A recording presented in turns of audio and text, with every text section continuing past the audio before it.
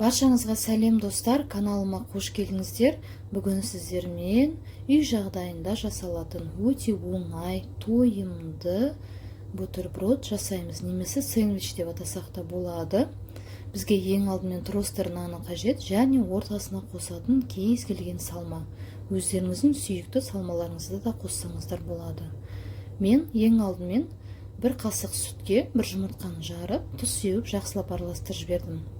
Әзірше шетке қойып қоямыз.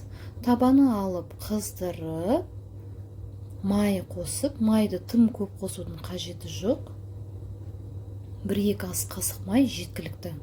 Жақсылап қыздырамыз және тостер нанының бір бөлігін қуырып аламыз.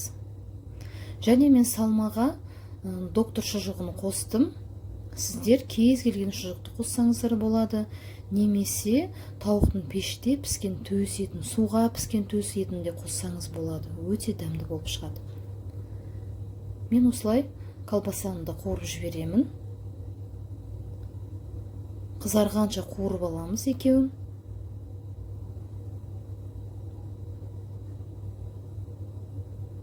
Дайын болғаннан кейін шетке алып қоясыздар.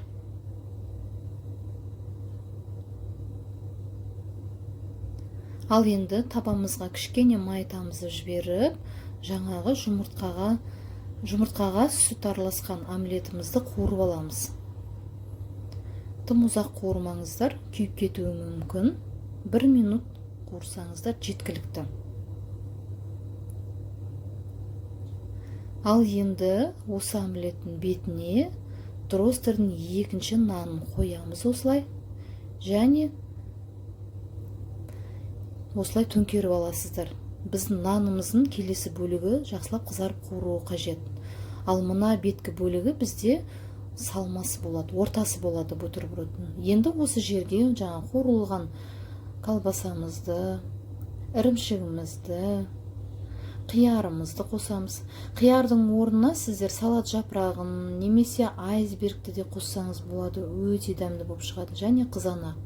Қияр мен қызанақ болмасақ, мүлдем қоспасаңыздар да болады. Немесе майонез, кетчуп, өздеріңіздің қалауыңыз бойынша нені сүйесіз, нені ұнатасыз, соны қоса беріңіз. Өте қытырлақ болып шығады. Әдемі, хош иісті және көлемді, тойымды. Міндетті түрде жасап көріңіздер.